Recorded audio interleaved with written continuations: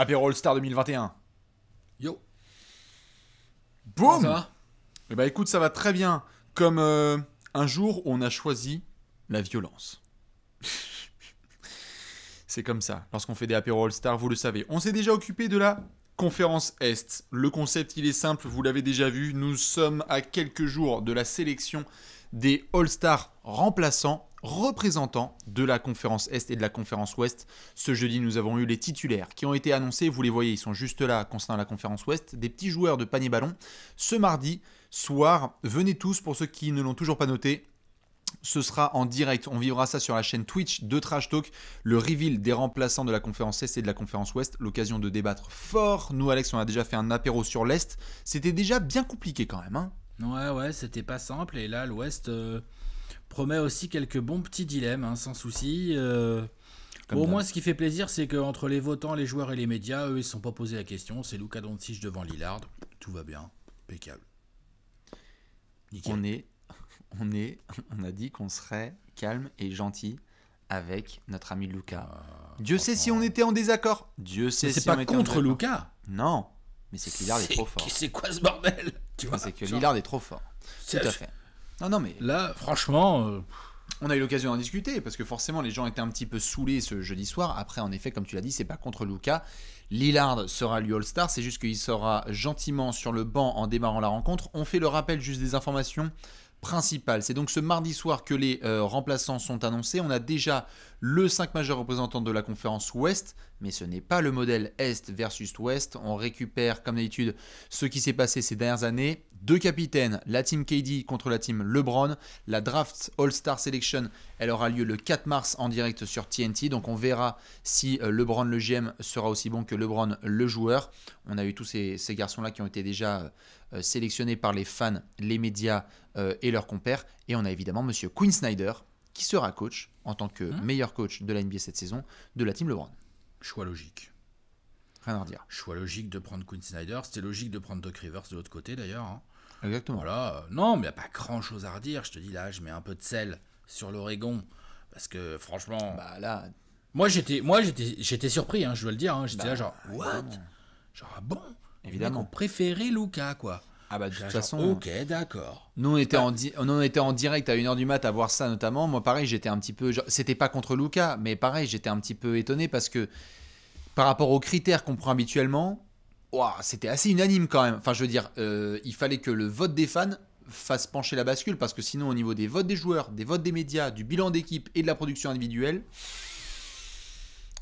C'est-à-dire, quel est le critère qui ferait que Luka Doncic serait All-Star titulaire devant Lillard cette année? Je ne le trouve pas. Les fans. Oui, d'accord, j'ai bien compris, mais tu vois, genre, voilà. Voilà, je suis pas d'accord avec les fans du tout. Pareil. C'est comme ça arrive. Ça vous annonce un petit peu la couleur de l'apéro à venir. Donc, vous pouvez vous aussi vous retrousser les manches et vous préparer à annoncer les 7 remplaçants de la conférence Ouest, car oui, ils seront bien 7. On rappelle juste les règles principales. 2 guards, 2 forwards et 2 wild cards. On rappelle donc que sur les guards, c'est les postes meneur et arrière. 3 forwards, pardon, j'ai dit 2 ? Ouais. Ok, 2 guards sur les postes arrière et meneur, 3 forwards sur les postes ailier fort et un truc qui s'appelle pivot, mais je sais plus si c'est encore en vie. Et évidemment 2 wildcards où là on choisit un petit peu ce qu'on veut. Alex, tu as fait tes sélections toi ? Ouais, c'est bon, tout est prêt. T'es prêt ? Tout est tranché. Magnifique, on est sur la team Jacquet. On retient bien évidemment aussi que le All-Star Game c'est le 7 mars et qu'on prend dans nos critères la production individuelle, la régularité, le bilan d'équipe, la représentation de toute une conférence par rapport aux différentes franchises présentes. Et avec toute cette belle tambouille, on essaye de s'en sortir sans se prendre des cailloux sur la gueule. Hein, parce qu'on sait que ça va être du jet de gravillon. Sans perdre de temps et sans transition, on va pouvoir s'occuper maintenant des 2 guards. Nous avons 2 joueurs à sélectionner sur le poste de meneur et derrière tout de suite. Alex, tes choix. Et j'ai envie de dire, est-ce qu'il y a vraiment débat ? Non, il y a zéro débat. Enfin, après, à partir du moment où tu mets pas Lillard dans le 5 majeur, bah tu le mets là, donc il te prend une place. Ou alors là, vraiment, on comprend plus rien. Et à partir du moment où le Utah Jazz défonce la ligue depuis le début de saison et que Donovan Mitchell est le leader offensif de la meilleure équipe de la ligue, Donovan Mitchell doit, à mon sens, être All-Star. Il a tout ce qu'il faut pour l'être. Donc tu as tes 2 arrières, Damian Lillard et Donovan Mitchell. On est d'accord. Je veux bien ouvrir la non, discussion éventuelle. Non, je non. vois même pas avec quel joueur en fait. Et c'est tu vois. ça. Et Je sais même pas. c'est Il y marrant a que tu du mentionnes ça. Jamorant, du D'Aaron Fox, Oui. du Devin Booker. On va parler d'eux. On va parler Mais d'eux. pas là. Non, très clairement. On va parler d'eux après dans l'autre section, savoir si ce sont des wildcards ou des mentions honorables qui vont être délaissés justement du match des étoiles. Je suis d'accord avec toi, Donovan Mitchell, Damian Lillard, c'est rare qu'on ait aussi peu de débats possibles, puisque Damian Lillard, on vient de lui rendre hommage parce qu'on le souhaitait en tant que titulaire, ça aurait été Luka ensuite en backup, et puis Donovan Mitchell, le jour où on a une équipe aussi haute dans le classement et qui met tout le monde d'accord sur son niveau collectif, et dont le meilleur joueur, il n'y a pas vraiment de débat. Hein. C'est pas comme si on se disait genre tiens, Jordan Clarkson, Rudy Gobert, Mike Conley, Bogdanovic. C'est peut-être eux les représentants du jazz. C'est Donovan. Non, mais je veux dire, voilà, c'est le meilleur joueur de la meilleure équipe. On l'a même mentionné dans l'apéro qu'on a fait récemment dans la course au MVP. Tout à fait. Alors on a fait que le mentionner pour des raisons qu'on a expliquées. Lillard, on a fait un petit peu plus que le mentionner au passage. Hein. Je me souviens pas avoir parlé de Doncic dans cet apéro, mais bon bref, ça c'est un autre sujet. Mais en tout cas voilà, non, Lillard, Donovan Mitchell, rien à dire là-dessus. On est d'accord. Nous avons donc le meneur de Portland et l'arrière de Utah. C'est plus que mérité pour des saisons collectives et individuelles qui sont énormes. On va devoir vite enchaîner, parce qu'on va avoir le temps de débattre sur un poste où, habituellement, à l'Ouest, c'est une dinguerie totale. Et alors là, étonnamment, les forwards dans la conférence Ouest, c'était un petit peu plus ouvert. Je m'explique avant que je te demande tes pics, Alex. On va être très clair pour les gens qui mettent tout de suite du Anthony Davis. On le sait déjà qu'il ne pourra pas participer au All-Star Game, qui sera réévalué d'ici 3 à 4 semaines. Donc ça sort tout de suite du bracket. Ah oui. Ça sort. C'est d'ailleurs aussi pour ça qu'on a l'impression qu'il y a moins de monde, parce que sinon Anthony Davis, Tout à fait. genre même avec son début de saison pas ouf, les Lakers sont deuxième et tout ça, il a quand même des stats très correctes, il est All-Star. Tout à fait. Donc là, comme il est blessé, il sera pas All-Star. Ça fait une place. Donc faut mettre quelqu'un à sa place. Voilà. Exactement. Qu'est-ce que t'as pris toi ? 3 forwards. Trop putain. Vas-y, balance. Attention. Claude, il m'envoie dans la cage au lion. Ah Tu tiens, fais ça avec moi d'habitude. qu'est-ce que t'as pris J'ai mis monsieur Paul George, j'ai mis monsieur Rudy Gobert et j'ai mis monsieur Zion Williamson. Ah ouais, ok, bon j'ai les 3 mêmes. T'as les 3 mêmes ? Bah ouais. D'accord. Bon d'accord, ok. T'as pas mis DeMar DeRozan ? Non, et on va pouvoir peut-être en parler dans une autre section. Rendons hommage à ces garçons tout de suite, parce que peut-être qu'il y a des gens qui nous écoutent et qui nous disent what the fuck. Déjà, premièrement, Alex, Rudy Gobert.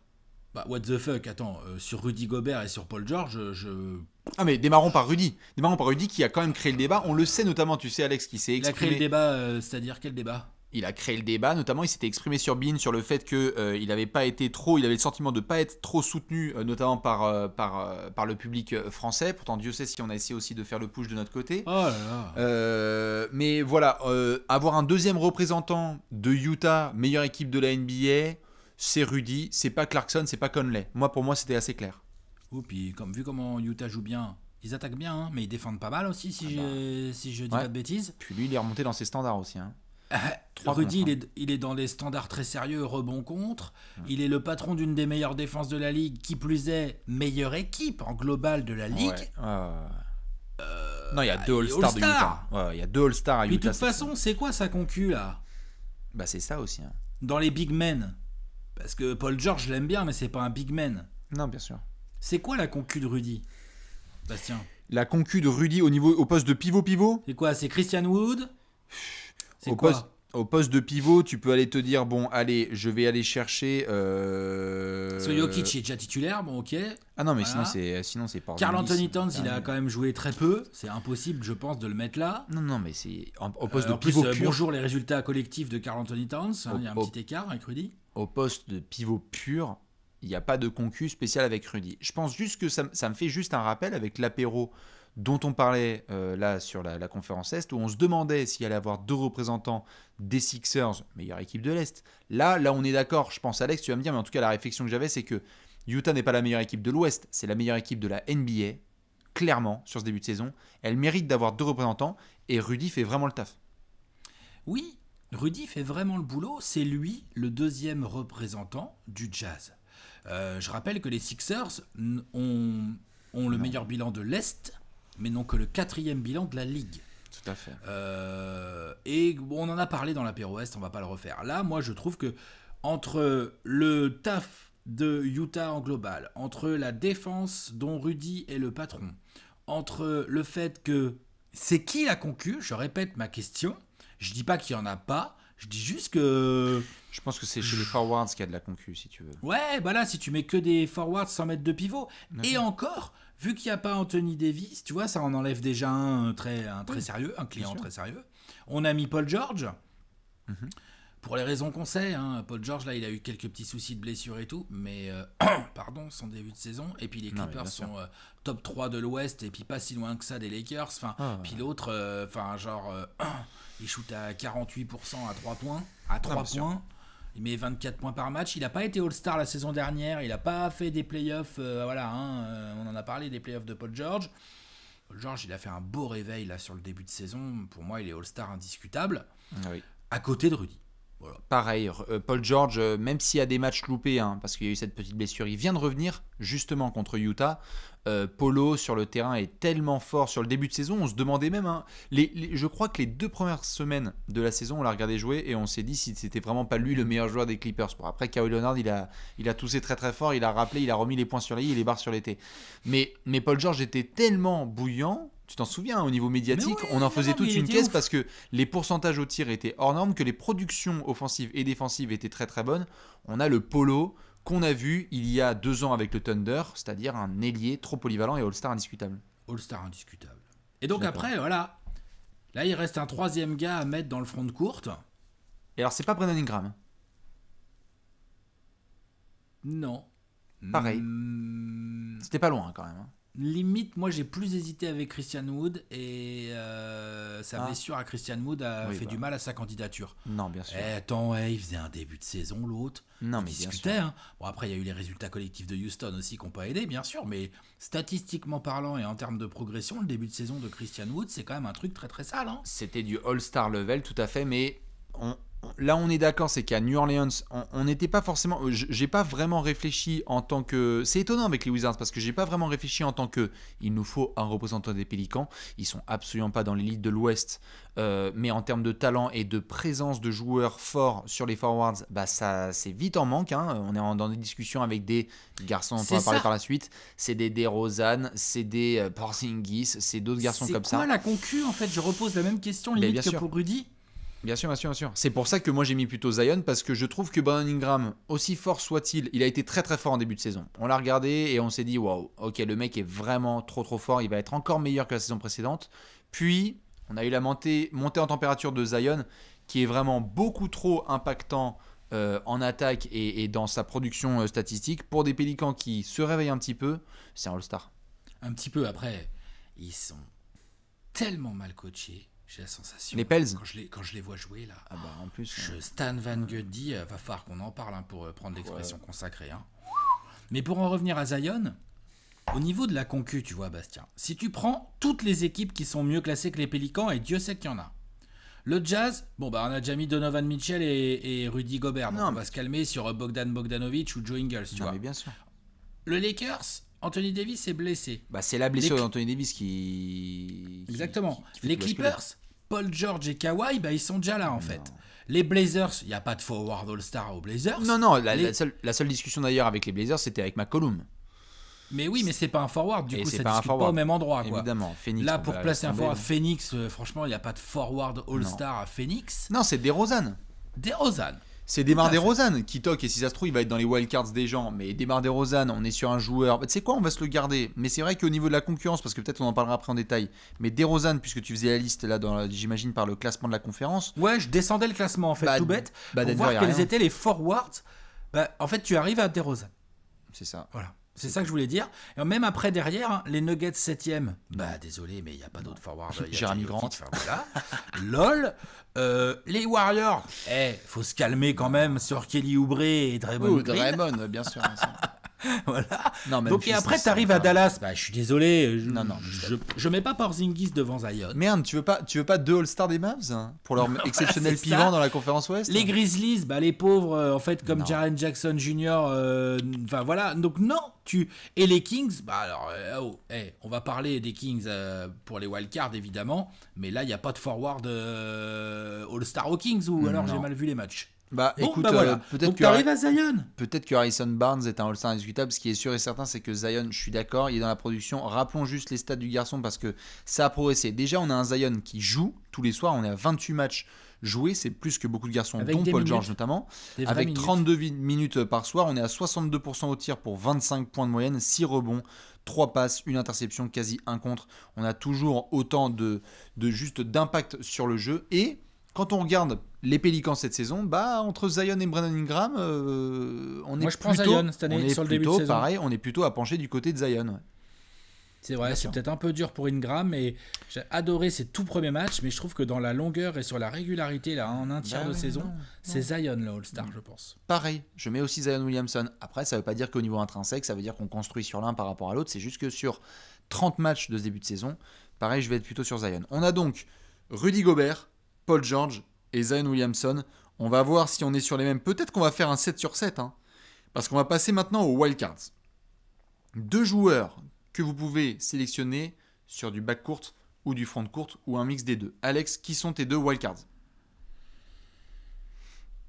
DeMar DeRozan et Devin Booker. What? Ok, Ouais, j'assume. ok. Et j'ai des arguments, hein. Bah, C'est pas non plus genre comme ça. Expertise avec un H. Voilà. Pas toi, du tout? Ni l'un ni Non, l'autre? non, c'est pas du tout. Mais Devin Booker, sûr. Hein, de toute façon, on va en Ah, parler. donc t'en as quand même un des deux, comme Mais moi, bien quoi. sûr, bien sûr. Ah, mais Toi, tu dans prends un- pas DeMar DeRozan, ok? Et tu prends qui alors? mais dans un Tu modèle, on va être sur tu la. prends On va être qui sur alors? On Tu va être prends sur Ja un. ou Fox? On va être sur un comique de répétition avec DeMar DeRozan. Je prends De'Aaron Fox. Ok. Je prends De'Aaron Fox qui, même Je si les comprends. résultats des Kings n'ont pas été très bons. Parlons d'abord de l'évidence. Devin Booker, meilleur joueur de Suns qui sont top 5-6 de la conférence Ouest. On en parlait dans l'apéro Top récemment. 4-5, Tout s'il à te fait. plaît. Non mais je... Top 1-2 Devin Booker est en train de monter en température. On en a parlé en détail dans un récent apéro. Bon, ça allait pas être Chris Paul, hein, le représentant des Suns. Non. Et puis, c'est vrai que Devin Booker, moi, là, il y a encore 2 semaines, j'étais là, genre, est-ce qu'il mérite vraiment d'être All-Star? Bon, là, en 2 semaines, il a envoyé quand même du très très sale. Les débats Et ce qu'il faut bien comprendre, c'est que pour tous ceux qui vont dire non, mais Alex, De'Aaron Fox ou Ja Morant, Devin Booker, quand il fait pas une très bonne saison, comme là, en fait, c'est pas un très bon début de saison de la part de Devin Booker. Il est meilleur que De'Aaron Fox ou que Ja Morant, en fait. Mais bien sûr.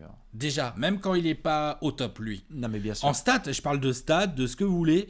Il a cette capacité incroyable offensivement à scorer un peu dans n'importe quel type de range ou de situation, il en a rien à foutre. Puis bah, finalement, il a quand même les 24 points qui vont bien, il a les 4 passes, Bien sûr. il passe un peu moins, il score un peu moins, bah, il a Chris Paul à côté de lui, et puis il a des mecs qui s'épanouissent aussi dans les ailes et tout, donc c'est un petit peu normal. Mais je me voyais mal en tant que homer et en tant qu'expert, ça fait 2 H, ne pas foutre un All-Star des Suns alors que les mecs sont 5e ou non. ils sont à égalité, ils sont 4e ex aequo avec les Blazers. Non, mais je vais même trancher, Alex. Je vais me permettre. Si vous foutez pas Devin Booker dans vos remplaçants All-Star, autant changer de chaîne. Enfin, ça n'a pas de sens. C'est le meilleur joueur d'une équipe qui a bien progressé et qui intrinsèquement est à un niveau de All-Star. Alors oui, peut-être on l'attendait à des productions similaires de celles de la bulle, sauf que dans la bulle, il n'y avait pas Chris Paul, il n'y avait pas le même effectif. Donc non, c'est juste... Il y avait Booker, Michael Bridges qui prenait tous ces tirs-là. Non mais évidemment, Crowder, c'est une autre équipe. C'est pour ça que j'ai aussi monsieur Devin Booker dans mes All-Stars. Par contre, là où on a débat, c'est qu'en effet, tu as mis monsieur DeMar DeRozan et j'ai mis De'Aaron Fox. Alors j'avoue que c'est certainement pas sympa vis-à-vis de Fox, ce que je fais là, et que évidemment mes potos des Kings que je kiffe à mort vont m'en vouloir. Regarde-le qui essaie de se dédouaner. dédouaner. J'adore les Kings. Non mais je vous adore. Écoutez-moi. Tu me demandes entre les Kings et les Spurs ce que je choisis, mais mon choix il est fait direct, hein, c'est la Californie. Hein. Oui, bah, entre Bref, les Suns et sauf le que vomi, quand je préfère même, vomi. pardon, mais les Spurs sont 6e. Bah, Alors oui, non, il y a le collectif, il y a Popovic qui est encore éternel comme d'hab, il nous surprend, et la marque elle est bien répartie. Mais c'est qui le meilleur joueur des Spurs? non mais bien sûr, mais c'est juste, je suis d'accord. Ce que je dis juste, c'est que par rapport à un apéro notamment qu'on vient de faire sur la conférence Est, où on a Toronto qui est top 6 de l'Est, où le meilleur joueur c'est Fred VanVleet, je suis dans une situation similaire, où je n'ai pas pu mettre VanVleet, et c'est pas que je duplique avec DeRozan, il est bon pour Tu une l'aimes équipe pas. top 6 de Tu l'aimes l'Ouest. pas. Non, mais DeRozan, en plus, je vais être très clair, il fait une saison où il a progressé dans la distribution, mais où, je suis désolé, juste là en l'état, est-ce qu'on peut dire de manière flagrante qu'il est meilleur que la saison dernière? Non, pas vraiment. Bon. D'accord, vas-y, où tu veux en venir? Bah, ce que je veux dire Ah, par là, que c'est Fox, que... lui, il est meilleur que la saison dernière, c'est ça? Ah bah ouais, quand même. Non, mais c'est même pas en comparaison par rapport à Fox, c'est juste que DeMar DeRozan n'était pas All-Star la saison dernière et il a été solide dans une équipe des Spurs qui essayait de sortir du lot. On a une équipe de San Antonio là qui est certes top 6 de l'Ouest, mais tu le sais comme moi que c'est un top 6 aussi où ça n'a pas joué autant de matchs que les autres équipes, qu'il essaie de s'en sortir, qu'il y a un peu moins de production au scoring, qu'il y a d'autres garçons dont j'ai envie de parler chez les Spurs pour les mettre en avant, donc certes DeRozan, mais aussi les Keldon Johnson, les Dejounte Murray, les Popovic, patati patata. DeRozan, moi ça me choque pas s'il y a des gens qui le mettent en représentant. Je t'avoue que j'ai essayé d'être linéaire par rapport à ce que j'ai dit sur Fred VanVleet, où c'est le meilleur joueur d'une équipe qui est top 6 de la conférence, mais il n'est pas aussi impressionnant que Garçon. Moi tu me demandes la saison de DeMar DeRozan ou la saison de De'Aaron Fox, mais alors là pareil, je te réponds les yeux fermés. Ouais, mais je comprends, je vois ce que tu veux dire, mais... Et c'est vrai que c'est l'All-Star Game et tout, et qu'on est là pour ça, mais... Ouais, ça doit être peut-être aussi la losing streak là, actuelle, là, au moment Ah où bah on fait c'est cette sûr. vidéo Bah, des c'est- Kings les gens qui regardent doit les Kings jouer, et se disent il est pas bon. qui doit mais jouer là, ces derniers temps sur, Bah oui. sur ma vision des choses. la culture Mais de l'instant. sincèrement, j'ai pas mal vu jouer les Spurs j'ai pas mal vu jouer les Spurs cette saison. J'avoue que ouais, c'est vrai qu'il y a peut-être pas le scoring parce que c'est les Spurs aussi, hein, parce qu'ils lâchent des ballons, parce que c'est comme ça, parce que le temps de jeu est réparti, blablabla, blablabla, blablabla. Mais je le trouve très très fort, DeRozan. Pour moi, c'est un All-Star. Pour moi, c'est un All-Star. Très bien. Démarre DeRozan. Ah non mais c'est ceux qui mettent Donc je DeRozan le mets dans en leur wildcard. wildcard parce que bon, j'aurais pu le mettre dans les forwards direct et foutre Zion en wildcard, pourquoi pas, mais bon voilà. Non, bien sûr. D'ailleurs, le pour mets. pour ceux qui ne l'ont pas vu, DeMar DeRozan, il est considéré comme un ailier fort / ailier cette saison, vu que évidemment chez les Spurs, on essaye de faire des lignes extérieures un petit peu petites et variées. Juste sur De'Aaron Fox, c'est intéressant et important que tu le mentionnes là à l'instant. On est un petit peu trop, je trouve, affecté par ce qui se passe à Sacramento depuis l'apéro qu'on a fait sur les Kings, où il y a une vraie série de défaites, mais juste une saison de NBA, on le sait, c'est comme quand on a discuté de Ja Morant versus Zion Williamson sur la course au rookie de l'année. Une saison de NBA, c'est pas 5 matchs, c'est l'intégralité là des matchs qui ont été joués. Et De'Aaron Fox, sur les 27 matchs qu'il a joués, il a été trop fort. On a fait un apéro complet où on l'a considéré comme un des meilleurs meneurs de la conférence non, mais Ouest. je ne remets pas en question le niveau de Fox. Je trouve qu'il évolue à un niveau de clair All-Star et je le mets, oui, un tout petit peu au-dessus de DeMar DeRozan cette saison. Ouais. Et puis un membre des Kings qui Donc tu le mets au-dessus de Ja Morant aussi. Et donc oui, tout à fait, c'est intéressant que j'allais Et tu dire. le mets au-dessus de Jamal Murray aussi. Je mets non, Jamal Murray quoi. Non, pardon. bon, pourquoi? Mais non, mais ça fait 2 semaines ça, Jamal Murray. Il fait une saison de merde, Jamal Murray. Non? Ok. Ah si, mais je suis d'accord, tu vois, moi j'ai pas mis Jamal Murray. Oui. Je te pose juste la question. On est d'accord que Donc, en Jamal gros- Murray, c'est depuis 10 jours, c'est très bien, mais sinon sur le début de saison, c'était caca. C'est clair, ça manque Bon. de régularité surtout, c'est énervant. Ouais. Euh, C'est sur Ja Morant, hein, t'allais poser la question sur Ja Morant, oui, Bah, toi ton avis? Ouais, c'est-à-dire que, en fait, pour moi, Ja Morant et Fox, je les ai mis un peu dans un paquet qui n'est pas tout à fait le même, mais parce que quand même, les résultats collectifs, on va dire, de Memphis sont quand même nettement supérieurs, finalement, à ceux des Kings. Mais j'aime bien équilibrer mes wildcards, j'aime bien prendre un mec chez les guards, un mec chez les forwards dans mes wildcards. Bien sûr. Et donc, pour moi, il faut qu'ils aillent... Ce qui est triste pour ces joueurs-là, c'est c'est aussi ce qu'a connu Mike Conley. C'est ce qu'a connu, ce qu'ont connu d'autres gardes, McCollum, qui n'a jamais été All-Star. C'est que, en fait, faut qu'ils aillent chercher au minimum Devin Booker. Et après, derrière, il faut aller chercher quoi? Donovan Mitchell qui est premier de la conf, Lillard qui est candidat MVP. Tu vois, c'est chaud sur les gardes à aller chercher. Ouais. Et c'est ce qui joue le plus contre eux au-delà de leur niveau. C'est là sur les gardes, autant sur les forwards, on arrive à glisser des mecs, autant là sur les gardes à l'ouest, c'est très très très très compliqué. Ouais. Donc j'en ai pris qu'un. En plus, dans mes wildcards, et c'est Devin Booker, parce que pour les raisons que j'ai expliquées tout à l'heure, quoi. Voilà. Non, bien sûr. Je remonte justement les choix qui ont été faits. On va après mentionner quelques noms. Alex, il nous a donc mis Monsieur Damian Lillard et Donovan Mitchell sur son backcourt chez les remplaçants de l'Ouest avec Paul George, Zion Williamson et un petit Rudy Gobert que t'as pas mis. Tiens, je pourrais le rajouter après. Avec Monsieur Attends, je vais le DeRozan, faire tout de t'en fais suite. pas, je t'en prie. Avec Pardon. Monsieur DeRozan et Devin Booker en wildcard. Justement, les voici mes sélections, les 7 pick pour la conférence Ouest en remplaçant. Donovan Mitchell, Damian Lillard sur le backcourt, nous sommes d'accord. Zion Williamson, Rudy Gobert et Paul George avec donc De'Aaron Fox et Devin Booker. Tiens, je te le remets, il est là, le Gobert. Il est magnifique comme tout. Nous sommes d'accord.